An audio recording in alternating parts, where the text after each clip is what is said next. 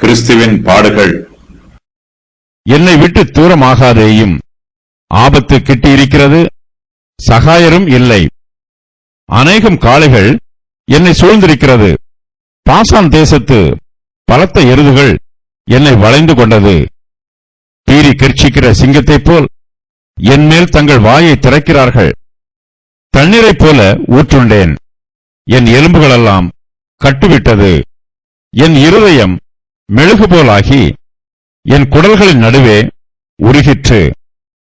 என் பலன் ஓட்டை போல் காய்ந்தது, என் நாவு மேல் வாயோடே ஒட்டிக்கொண்டது. என்னை மரணத்தூளிலே போடுகிறீர். நாய்கள் என்னை சூழ்ந்திருக்கிறது, பொல்லாதவர்களின் கூட்டம் என்னை வளைந்து கொண்டது.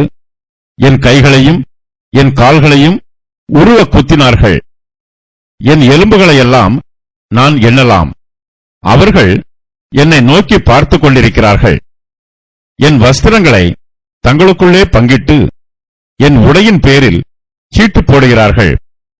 ஆனாலும் கர்த்தாவே, நீர் எனக்கு தூரமாகாதேயும். என் பலனே, எனக்கு சகாயம் பண்ண தீவிரித்துக் கொள்ளும். என் ஆத்துமாவை பட்டயத்திற்கும் எனக்கு அருமையானதை நாய்களின் துஷ்டத்தனத்திற்கும் தப்புவியும். என்னை சிங்கத்தின் வாயிலிருந்து ரட்சியும். நான் காண்டாமிருகத்தின் கொம்புகளில் இருக்கும்போது எனக்கு செவி கொடுத்து அருளினீர். ஆபத்து கிட்டியிருக்கிறது, என்னை விட்டு தூரமாகாதேயும். ஆபத்து கிட்டியிருக்கிறது, சகாயரும் இல்லை. இயேசு கிறிஸ்துவின் பாடுகளை தாவீது இங்கு தீர்க்க தரிசனமாக சொல்லுகிறார். தாவீதுக்கும் பல சமயங்களில் பிரச்சனைகளும் ஆபத்துக்களும் உண்டாயிற்று. சத்துருக்கள் அவரை எல்லா திசைகளிலும் இருந்தும் நெருக்கினார்கள். ஆனாலும் தாவீது இந்த வசன பகுதியில் சொல்லுகிற பாடுகளில் பல அவருக்கு உண்டாகவில்லை. இவையெல்லாம் இயேசு கிறிஸ்து இந்த பூமியிலே மனுஷராக அவதரித்த போது அவருக்கு உண்டான பாடுகளாகும். கிறிஸ்துவானவர் தேவகுமாரனாக இருந்தாலும் தம்மையே தாழ்த்தி இந்த பூமியிலே மனுஷகுமாரனாக அவதரித்தார். இயேசு கிறிஸ்துவுக்கு உபத்திரவங்களும் பாடுகளும் வந்தபோது அவருடைய சீஷர்களும் அவரை விட்டு ஓடிப்போய் விட்டார்கள். அவருக்கு உதவி செய்ய ஒரு சகாயரும் இல்லை. ஆபத்து அவரை கிட்டி வந்தது. இயேசு கிறிஸ்துவுக்காக அவருடைய சீஷர்கள் அவரோடு கூட இருந்து விழித்திருந்து ஜெபிக்கவில்லை. திராட்சரச ஆலையை ஒருவராக மிதிப்பது போல இயேசு கிறிஸ்து எல்லா பாடுகளையும் தம்மீது ஏற்றுக்கொண்டார். பாசான் தேசத்து பலத்த எருதுகள் இயேசு கிறிஸ்துவை சுற்றிலும் சத்துருக்கள் சூழ்ந்திருக்கிறார்கள். அவர்கள் கிறிஸ்துவை பரியாசம் பண்ணுகிறார்கள். கிறிஸ்து தனியாக இருக்கிறார். அவருடைய சத்துருக்களோ திரள் கூட்டமாய் இருக்கிறார்கள். அவர்களிடத்தில் உலக பிரகாரமான பலன் இருக்கிறது. தாவீது அவருடைய பலத்தை பாசான் தேசத்து பலத்த எருதுகளுக்கு ஒப்பிட்டு சொல்லுகிறார்.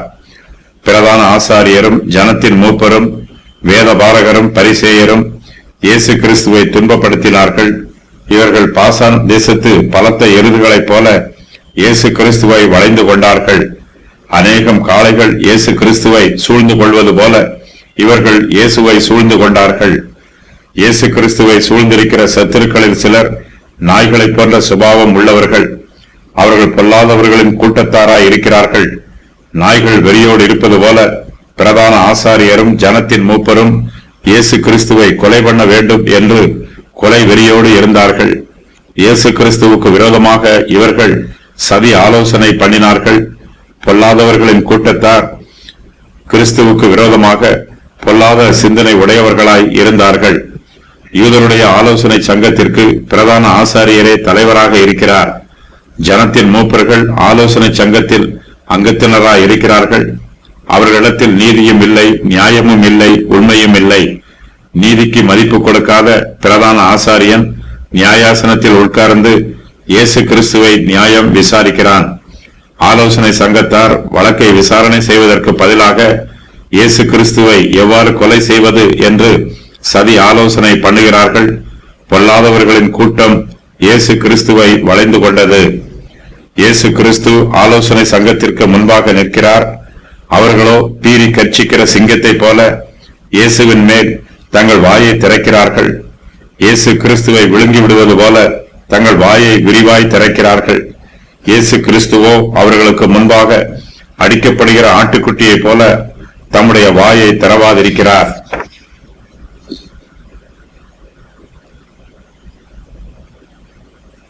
தண்ணீரைப் போல ஊற்றுண்டேன். இயேசு கிறிஸ்துவை சிலுவையிலே அறைகிறார்கள். கிறிஸ்துவானவர் வேதனையோடு சிலுவையிலே தொங்கிக் கொண்டிருக்கிறார். அவருக்கு மரண வேதனை உண்டாயிற்று. இயேசு கிறிஸ்துவிடம் ஒரு பாவமும் இல்லை.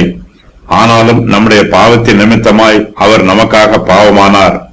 பாவ நிவாரண பலியாக அவர் கல்வாரி சிலுவையிலே தம்மையே ஜீவ பலியாக ஒப்புக் கொடுத்தார். தம்முடைய சொந்த இரத்தத்தை நம்மை மீட்கும் மீட்பின் கிரயமாக செலுத்தினார். அப்போது அவர் தண்ணீரை போல ஊற்றுண்டார். அவருடைய பலன் ஓட்டை போல காய்ந்தது. அவருடைய நாவு மேல் வாயோட ஒட்டி கொண்டது. பிதாவானவர் தம்முடைய குமாரனாகிய இயேசு கிறிஸ்துவை மரணத்தூளிலே போட்டிருக்கிறார். தம்முடைய சரீரத்தை கல்லறையில் ஒப்புக் கொடுக்க இயேசு கிறிஸ்து ஆயத்தமாயிருக்கிறார். தேவனுடைய தெய்வீக நீதியை நிறைவேற்ற கிறிஸ்துவின் இரத்தமும் அவருடைய மரணமும் தேவைப்படுகிறது. இது பிதாவின் சித்தம். பாவத்தின் சம்பளம் மரணம். பாவம் செய்த நாம் நம்முடைய பாவங்களுக்காக மரிக்க வேண்டும். ஆனால் நம்முடைய இரட்சகராகிய இயேசு கிறிஸ்துவோ நம்முடைய பாவங்களில் இருந்து நம்மை ரட்சிப்பதற்காக தம்முடைய சொந்த இரத்தத்தையே மீட்பின் கிரயமாக செலுத்தினார். ஏதேன் தோட்டத்திலே ஆதாம் பாவம் செய்தார். அவருடைய பாவத்திற்கு தண்டனை கிடைத்தது. மண்ணாக இருந்த அவர் மண்ணுக்கு திரும்ப வேண்டும் என்பது தேவனுடைய ஆக்கினை தீர்ப்பு. கிறிஸ்துவானவர் தேவகுமாரனாக இருந்தாலும் பிதாவின் சித்தத்திற்கு தம்மை ஒப்புக் கொடுத்து இந்த பூமியிலே மனுஷராக அவதரித்தார். எல்லா காரியங்களிலும் பிதாவுக்கு கீழ்ப்படிந்தார். கிறிஸ்துவானவர் தம்முடைய மரண பரியந்தம் தம்மை தாழ்த்தினார். கல்வாரி சிலுவையிலே நம்மை மீட்பதற்காக தம்முடைய ஜீவனை ஒப்புக் கொடுத்தார். உடையின் பேரில் சீட்டு போடுகிறார்கள். இயேசு கிறிஸ்துவின் சிலுவை மரணத்தை தாவீது தீர்க்க தரிசனமாக சொல்லுகிறார். தாவீது சொல்லுகிற இந்த சம்பவம் யூதருக்கு புதுமையானது. யூதருடைய முறைமையின் பிரகாரம் யாருக்கும் இதுபோல மரண தண்டனை கொடுப்பதில்லை. என் கைகளையும் என் கால்களையும் உருவ குத்தினார்கள் என்று தாவீது சொல்லுகிறார். இது இயேசு கிறிஸ்துவின் சிலுவை மரணத்தை குறிக்கிற வாக்கியம். தாவீதின் காலத்தில் ஒருவருடைய கைகளையும் கால்களையும் உருவ குத்தி கொல்லும் வழக்கம் இல்லாதிருந்த போதிலும் பரிசுத்த ஆவியானவரின் ஏவுதலினால் தாவீது இயேசு கிறிஸ்துவின் சிலுவை மரணத்தை தீர்க்க தரிசனமாக சொல்லுகிறார். இயேசு கிறிஸ்துவின் கைகளையும் கால்களையும் சிலுவை மரத்திலே ஆணிகளால் அறைந்தார்கள். பாவத்தின் விளைவினால் நிர்வாணமும் அவமானமும் உண்டாயிற்று. ஆதாமும் ஏவாளும் பாவம் செய்தபோது தாங்கள் நிர்வாணிகளாய் இருப்பதை அறிந்து கொண்டார்கள். இது பாவத்தின் விளைவினால் உண்டான சாபம். நம்முடைய பாவங்களுக்காக சிலுவையிலே மரித்த நம்முடைய கர்த்தராகிய இயேசு கிறிஸ்துவின் வஸ்திரங்களையும் அவரிடமிருந்து உரிந்து கொண்டார்கள். இயேசு கிறிஸ்து சிலுவையில் அறையப்பட்ட போது அவருடைய வஸ்திரங்களை போர் சேவகர்கள் தங்களுக்குள்ளே பங்கிட்டார்கள். அவருடைய உடையின் பேரில் சீட்டு போட்டார்கள். கிறிஸ்துவானவர் நமக்கு நீதியின் வஸ்திரத்தை கொடுப்பதற்காக அவர் நம்முடைய நிர்வாணத்தின் அவமானத்தை தம் மீது ஏற்றுக்கொண்டார். இயேசு கிறிஸ்துவின் வஸ்திரங்களை போர் சேவகர்கள் தங்களுக்குள்ளே பங்கிட்டு எடுத்துக்கொண்ட பின்பு அவர் சிலுவையிலே நிர்வாணமாய் தொங்குகிறார். தாவீது இந்த சம்பவத்தை தீர்க்க தரிசனமாக சொல்லும் போது என் எலும்புகளை எல்லாம் நான் எண்ணலாம் என்று சொல்லுகிறார். இயேசு கிறிஸ்துவின் சரீரத்தில் இருந்து வஸ்திரம் கழட்டப்பட்ட பின்பு அவருடைய சரீரத்தின் எலும்புகள் எல்லாம் எல்லோருக்கும் தெரிகிறது. அவருடைய சரீரம் எலும்பும் தோலுமாக இருக்கிறது. அவருடைய சரீரத்தின் எலும்புகளை எல்லாம் எண்ணும் அளவிற்கு அவருடைய சரீரம் மெல்லியதா இருக்கிறது. இயேசு கிறிஸ்து சிலுவையில் தொங்கிக் கொண்டிருக்கும் போது அவ்வழியாக போவோரும் வருவோரும் அவரை பார்த்து கொண்டிருக்கிறார்கள். இயேசு கிறிஸ்துவின் எலும்புகள் எல்லாம் எண்ணும்படியாக இருப்பதை பார்த்து அவர்கள் ஆச்சரியப்படுகிறார்கள்.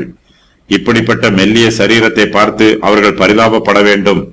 ஆனால் அவர்களோ இயேசு கிறிஸ்துவின் சரீரத்தையும் எண்ணக்கூடிய அவருடைய எலும்புகளையும் ஒரு காட்சி பொருளாக பார்க்கிறார்கள். இயேசு கிறிஸ்துவை ஒரு வேடிக்கை பொருளாக நினைக்கிறார்கள். போர் சேவகர்கள் இயேசு கிறிஸ்துவின் வஸ்திரங்களை தங்களுக்குள்ளே பங்கிட்டுக் கொள்கிறார்கள். அவருடைய உடை தையல் இல்லாமல் ஒரே வஸ்திரமாய் இருக்கிறது. அதை சேவகர்கள் தங்களுக்குள்ளே கிழித்து பங்கிட்டுக் கொள்ளாமல் அவருடைய உடையின் பேரில் சீட்டு போடுகிறார்கள். தாவீது இந்த சம்பவத்தை தீர்க்க தரிசனமாக சொன்னாலும் இயேசு கிறிஸ்து சிலுவையில் அறையப்பட்ட போது இந்த சம்பவம் பிரத்யட்சமாய் நிறைவேறிற்று. போர் சேவகர் இயேசுவை சிலுவையில் அறைந்த பின்பு அவருடைய வஸ்திரங்களை எடுத்து ஒவ்வொரு சேவகனுக்கு ஒவ்வொரு பங்காக 4 பங்காக்கினார்கள். அங்கியையும் எடுத்தார்கள். அந்த அங்கி தையல் இல்லாமல் மேலே தொடங்கி முழுவதும் நெய்யப்பட்டதாய் இருந்தது. அவர்கள் இதை நாம் கிழியாமல் யாருக்கு வருமோ என்று இதை குறித்து சீட்டு போடுவோம் என்று ஒருவரோடொருவர் பேசிக் கொண்டார்கள். என் வஸ்திரங்களை தங்களுக்குள்ளே பங்கிட்டு என் உடையின் பேரில் சீட்டு போட்டார்கள் என்கிற வேத வாக்கியம் நிறைவேறத்தக்கதாய் போர் சேவகர் இப்படி செய்தார்கள். யோவான் 19:23-24. மேசியாவின் பாடுகள். தேவனால் கைவிடப்பட்டேன், எனக்கு உதவி செய்யாமல் தூரமாய் இருக்கிறார். நான் கதறி சொல்லும் வார்த்தைகளை கேளாமல் தூரமாய் இருக்கிறார். நான் ஒரு புழு, நான் மனுஷன் அல்ல, மனுஷரால் நிந்திக்கப்பட்டிருக்கிறேன், ஜனங்களால் அவமதிக்கப்பட்டு இருக்கிறேன். என்னை பார்க்கிறவர்கள் எல்லோரும் என்னை இகழ்கிறார்கள். கர்த்தர் இவனை மீட்டு விடட்டும் என்று பரியாசம் பண்ணுகிறார்கள். என்னை கற்பத்தில் இருந்து பாதுகாத்தவர், என் தாயின் முளைப்பாலை நான் உள்கையில் என்னை உம்முடைய பேரில் நம்பிக்கையாய் இருக்க பண்ணினார். கற்பத்தில் இருந்து வெளிப்பட்ட போதே உமது சார்பில் விழுந்தேன். நான் என் தாயின் வயிற்றில் இருந்தது முதல் நீர் என் தேவனாய் இருக்கிறீர். கர்த்தர் என்னை விட்டு தூரமாகவில்லை, ஆபத்து கிட்டி இருக்கிறது. தேவனே என் சகாயர். அநேகம் துஷ்ட மனுஷர்கள் என்னை சூழ்ந்திருக்கிறார்கள். பீறி கர்ச்சிக்கிற சிங்கத்தை போல் என்மேல் மனுஷர் வாயை திறக்கிறார்கள். தண்ணீரை போல் ஊற்றுண்டேன், என் எலும்புகள் எல்லாம் கட்டுவிட்டது. என் இருதயம் மெழுகு போல் ஆகி என் குடல்களின் நடுவே உருகிற்று. என் பெலன் ஓட்டை போல் காய்ந்தது, என் நாவு மேல் வாயோடே ஒட்டி கொண்டது. என்னை மரணத்தூளிலே போடுகிறீர். புறஜாதியார் என்னை சூழ்ந்திருக்கிறார்கள். பொல்லாதவர்களின் கூட்டம் என்னை வளைந்து கொண்டது.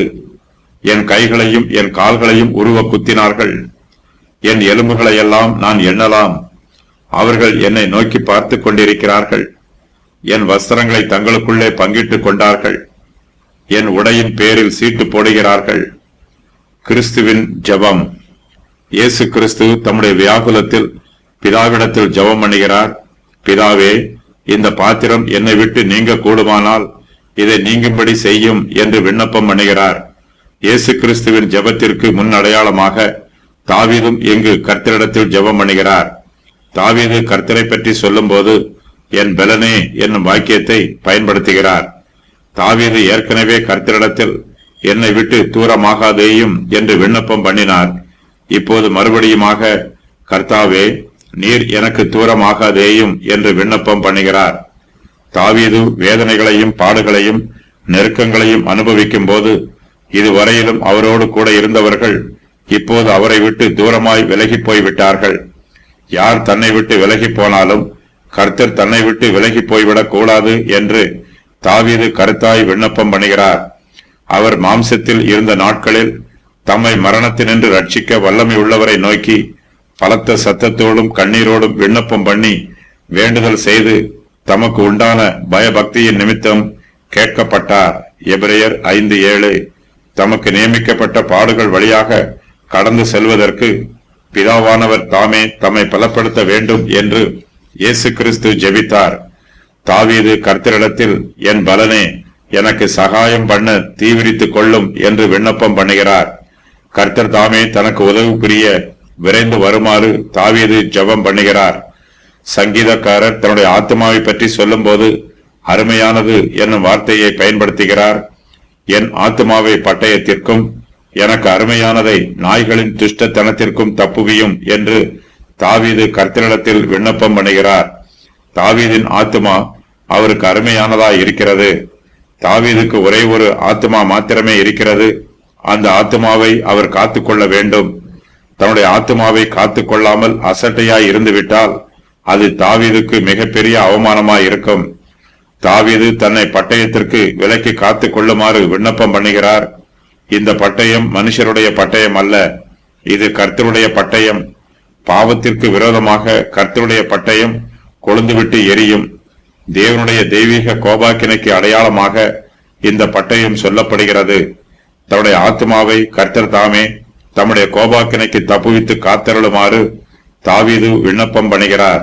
தாவீதுக்கு தேவனுடைய அன்பு தேவைப்படுகிறது. அவர் மீது கோபப்படுவதற்கு ஏராளமான சத்துருக்கள் இருக்கிறார்கள். கர்த்தருடைய கோபாக்கினை தனக்கு வேண்டாம் என்று தாவீது விண்ணப்பம் பண்ணுகிறார். தாவீது தன்னுடைய ஜீவனை இழந்தாலும் தேவனுடைய அன்பை இழக்கக்கூடாது என்று தீர்மானமாய் இருக்கிறார். ஆகையினால் தன்னுடைய ஆத்மாவை நாய்களின் துஷ்டத்தனத்திற்கு தப்புவிக்குமாறு விண்ணப்பம் பண்ணுகிறார். அருமையானது என்னும் வார்த்தை ஆத்மாவை குறிக்கிறது. நாய்களின் துஷ்டத்தனம் என்பது பிசாசின் கிரியைகளை குறிக்கிறது. பழைய பாம்பாகிய சாத்தானை தாவீது நாய் என்று சொல்லுகிறார். சாத்தான் பழைய சத்துரு.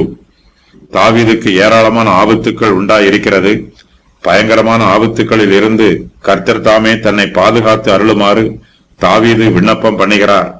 நான் காண்டா மிருகத்தின் கொம்புகளில் இருக்கும்போது எனக்கு செவி கொடுத்தருளினீர் என்று சொல்லுகிறார். காண்டா மிருகத்தின் கொம்புகளில் சிக்கிக் கொண்டால் அது நம்மை பீறி போடும். நம்முடைய சுய வலிமையினால் நம்மால் காண்டா மிருகத்திற்கு எதிர்த்து நிற்க முடியாது. கர்த்தருடைய கிருபையும் அனுகிரகமும் நமக்கு தேவை. கர்த்தர் தாமே தம்முடைய வல்லமையினால் நம்மை காண்டா மிருகத்தின் கொம்புகளில் இருந்து தப்பிக்கச் செய்ய வேண்டும்.